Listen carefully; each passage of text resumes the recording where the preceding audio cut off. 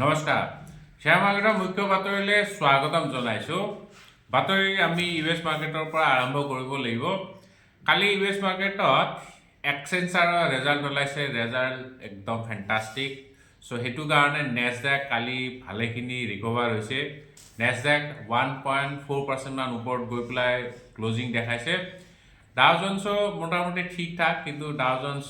slightly ওপৰত গৈছে 0.2% মান ওপৰত ক্লোজিং দেখাইছে And আজি ৰাতিপুৱা দুইটা ফিউচাৰ স্লাইটলি তলত ট্ৰেড কৰি আছে স্লাইটলি নেগেটিভ জোনত ট্ৰেড কৰি আছে কিন্তু আমাৰ গেম নিফটি ইন্ডিকেট কৰি আছে নিফটি আজি প্ৰায় 70 পইণ্টছৰ গ্যাপ আপ ওপেনিং হ'ব বুলি আৰু যেহেতু কালি আইটি মেজৰ এক্সেঞ্চাৰৰ ৰেজাল্ট ওলাইছে সেই কাৰণে আমাৰ আজি আইটি সেক্টৰ অলপমান ফোকাসত থাকিব ইনফোসিসৰ এডিআৰ অলৰেডি 4.5% মান ওপৰতে ট্ৰেড কৰি আছে ইউএছত এডিআৰ মানে আমেৰিকাৰ ডেপোজিটৰী ৰিসিপ্ট আমাৰ মানে ক'বলৈ গ'লে ইনফোসিসৰ ক্লোন ইউএছত যোনটো ট্ৰেড হয় হেতু হল এডিআৰ তাৰমানে হেতু ইন্ডিকেট কৰি আছে আজি ইনফোসিস গ্যাপ আপ ওপেন হ'ব আৰু পজিটিভ হৈ থাকিব এন্ড নট অনলি ইনফোসিস বাকি বিলাক আইটি সেক্টৰ আজি পজিটিভ হোৱাৰ চান্স আছে Let's see কি হয় মার্কেট ওপেন হওয়ার পিছতে আমি গম পাম মার্কেট কোন পিনে যায় কিন্তু আজি যদি গ্যাপ আপ হৈ পেলা ওপেন হয় নিফটিৰ কাৰণে এগেইন 26000 লেভেল তো এটা ক্ৰুচিয়াল লেভেল হয় সো হেতু লেভেল যেতিয়ালৈকে ব্ৰেক নকৰে ডিসাইসিভলি ব্ৰেক নকৰে তেতিয়ালৈকে মাৰ্কেট ওপৰলৈ যোৱা চান্স কমে আছে কিন্তু গ্যাপ আপ যদিও ওপেন হয় প্ৰফিট বুকিং অহাৰ চান্স আছে যেহেতু নিফটি অলৰেডি এটা ডাউন ট্ৰেন্ডত মুভ কৰি আছে মানে যদি আপুনি ভেৰি শৰ্ট টাৰ্ম চাই নিফটি ট্ৰেন্ড অলপমান ডাউন ট্ৰেন্ডে হয় গতিকে গ্যাপ আপ ওপেন হল বুলিয়ে বেছি অপটিমিস্টিক হ'ব নালাগে ওপৰ লেভেলত প্ৰফিট বুকিং আহি যাব পাৰে এছিয়ান মাৰ্কেট যদি চাই নিকেও পজিটিভ নিকেত শুনামতে ইন্টাৰেষ্ট ৰেট অলপমান ইনক্ৰিজে হ'ব বোলে মানে তাত ইনফ্লেশ্যনটো কণ্ট্ৰল হোৱা নাই গতিকে ইনফ্লেশ্যন ইনক্ৰিজ হ'ব পাৰে আজি জাপানীজ বেংকৰ ইণ্টাৰেষ্ট ৰেটৰ ডেটা আহিব সো হেতুৰ ওপৰত সবৰে চকু থাকিব সো ইণ্টাৰেষ্ট ৰেটটো তাত ইনক্ৰিজ হোৱা চান্স আছে কাৰণ এটা সময়ত জাপানত নেগেটিভ ইণ্টাৰেষ্ট ৰেট চলি আছিল মানে আপুনি যদি বেংকত পইচা থয়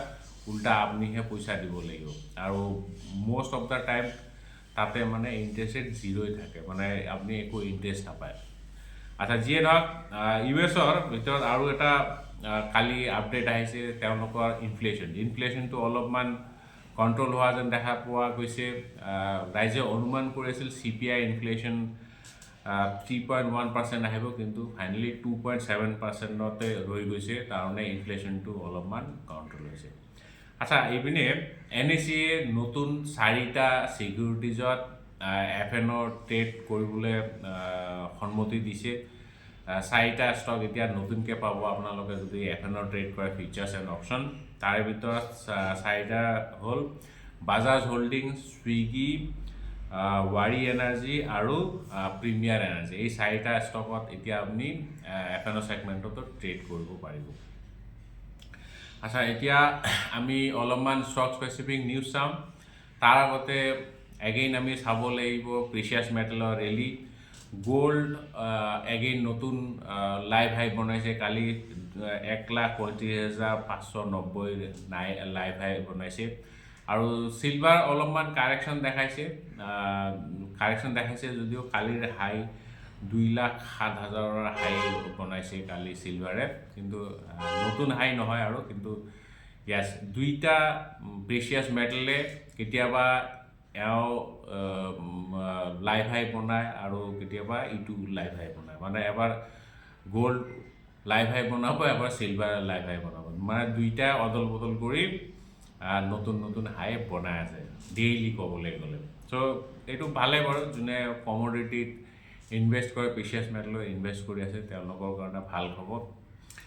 আচ্ছা এতিয়া স্টক স্পেসিফিক নিউজ তাৰে আগত চাওঁ দুটামান কুৱেৰি যদি ল'ব পাৰোঁ কুৱেৰিৰ ভিতৰত প্রসন্ন ডেকা স্যার গুড মর্নিং কত শেয়ার কিনিলে ভাল হব আগায়া কই নিউজ ডিকশন প্লিজ কত শেয়ার কথাটো ভালদৰে বুজিব পৰা নাই ডিকশন টেকনলজিৰ ওপৰত কালি আমি আলোচনা অলৰেডি কৰিছোঁ যদি আপনি ষ্টক স্পেচিফিক ভাবি আছে যে ডিকশন টেকনলজিত কিমান শেয়াৰ কিনিব লাগে ইয়াৰটো তেনেকুৱা একো মানে ডেফিনিট আনসাৰ নাই আপোনাৰ খাদ্য অনুসৰি কিনিব আৰু সদায় পোৰ্টফলিঅ'টো বেলেঞ্চ কৰি পেলাই কিনিব লাগে পোৰ্টফলিঅ'ৰ যাতে এলোকেশ্যন ভাল হয় মানে ডাইভাৰ্চিফাই কৰিবলৈ আপোনাৰ পইচাখিনি কেতিয়া এটা শ্বেয়াৰতে গোটেইখিনি পইচা লগাই নিদিব Warren Buffett famous quote don't put all your eggs in one basket so' কেতিয়াও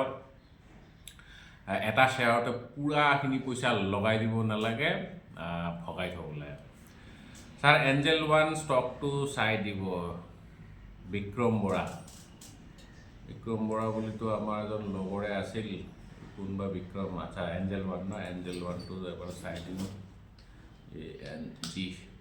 এঞ্জেল এইবিলাক কেপিটেল মাৰ্কেট ষ্টক হয় এইবিলাক মাৰ্কেটৰ লগত সদায় ৰেলি কৰি থাকে মাৰ্কেট যদি ভাল হয়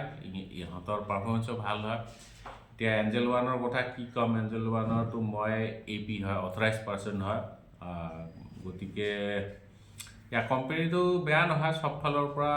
ভালে কিন্তু যিহেতু মাৰ্কেট পাৰফৰ্ম কৰিব পৰা নাই চ' ষ্টকো পাৰফৰ্ম কৰিব পৰা নাই এইবিলাক তেনেকুৱাই চলে আৰু ROE মই তাৰমানে গম পাওঁ এতিয়া মানে চেলছটো বহুতখিনি ডিক্লাইন হৈ গৈছে আমি নিজৰ ৰেভিনিউৰ পৰা গম পাওঁ আৰু চ' ROEটো বিৰাটেই ধুনীয়া বুক ভেলু 640 হৈ আছে চ' প্ৰায় 6 টাইমছ মান বুক ভেলু হৈ আছে 5 point something P रेशियो प्राय 29 ओके ये तो चलता है सेल्स ग्रोथ और EPS ग्रोथ तो अपनी চাবলৈ ইয়াৰ চাওক যোৱা এবছৰ ধৰি সেলছে নাই হোৱা মানে যেতিয়া মাৰ্কেট ভাল থাকে তেতিয়া সকলোৱে ইনভেষ্ট কৰিব বিচাৰে সকলোৱে ট্ৰেড কৰিব বিচাৰে যেতিয়া মাৰ্কেট বেয়া হয় তেতিয়া সকলো মাৰ্কেটৰ পৰা আঁতৰি যায় চ' মাৰ্কেটৰ পৰা আঁতৰি গ'লে এইবিলাক হৈছে ব্ৰকিং বিজনেছ তেওঁলোকৰ ব্ৰকাৰেজো কমি যায় যোৱাবাৰ যেতিয়া আমাৰ অসমত এইবিলাক স্কেম হ'ল যে বিশাল ফুকন সুমি বৰা আৰু আছিল নহয় কোনোবা পণ্ডিত তেওঁলোকৰ কাৰণে স্বপ্ননীল দাস তেওঁলোকৰ কাৰণে আমাৰ মাৰ্কেটত আমাৰ অসমত মানে ৰাইজৰ এটা বেয়া ইম্প্ৰেশ্যন পৰি গৈছে আৰু এইটো অসম বুলিয়েই নহয় গোটেই ভাৰততে বেয়া ইম্প্ৰেশ্যন পৰিছে সেইটো কাৰণে ৰাইজে মাৰ্কেটৰ প্ৰতি অলপমান বেয়া ভাৱে লৈছে তো যেতিয়ালৈকে মাৰ্কেট ভাল নহয় ইহঁতৰ পাৰফৰ্মেঞ্চো ভাল নহয় এনে কোম্পানী হিচাপে বেয়া নহয় বাকি খালি সেলস কৰিব পৰা নাই আৰু সেইটোৱে আচ্ছা যিয়ে নহয় এতিয়া অলপ ষ্টক স্পেচিফিক নিউজ চাওঁ অলৰেডি বহুতখিনি লেকচাৰ বাজি হৈ গ'ল ষ্টক চাব লাগিব এগেইন ওলা ইলেক্ট্ৰিক ভাবিছ আগৰৱাল আমাৰ মাৰৱাৰী ভাই এগেইন কালি ষ্টক বিক্ৰী কৰিছে প্ৰমোটাৰে শ্বেয়াৰ বিক্ৰী কৰিছে চ' কণ্টিনিউ 3 দিন জুৰি ভাবিছ আগৰৱালে শ্বেয়াৰ বিক্ৰী কৰিয়ে আছে পুৰা 3 দিনত তেওঁ মোটামুটি 324 ক্ৰ'ৰ্ছৰ ষ্টক বিক্ৰী কৰিছে 3,424 ক্ৰ'ৰ্ছৰ ষ্টক বিক্ৰী কৰিছে এনে কোৱা মতে তেওঁৰ লোন আছে পাৰ্চনেল শ্বেয়াৰ প্লেজ কৰি পেলাই তেওঁ লোন লৈছে সেইটো কাৰণে তেওঁ ষ্টক বিক্ৰী কৰি লোন পৰিশোধ কৰিব 260 ক্ৰ'ৰ্ছৰ লোন আছে বুলি কৈছে আৰু চ' সেইটোতো স্বাভাৱিক কথা 78% 80%ৰ ষ্টক এটা কাৰেকশ্যন দিয়ে যদি প্লেজ কৰা আছে অবভিয়াছলি মাৰ্জিন কল আহিব চ' সেইটো কাৰণে মাৰ্জিন কল অহাৰ আগতে তেওঁ ষ্টক বিক্ৰী কৰি পেলাই মানে লোনটো পৰিশোধ কৰিব গৈ আছে চ' ওলাৰ কাৰণে বেড নিউজ হয় কিন্তু কোম্পানীয়ে কালি ইনফৰ্ম কৰিছে যে আৰু ফাৰ্ডাৰ বিক্ৰী নকৰে বহুত হৈ গ'ল বুলি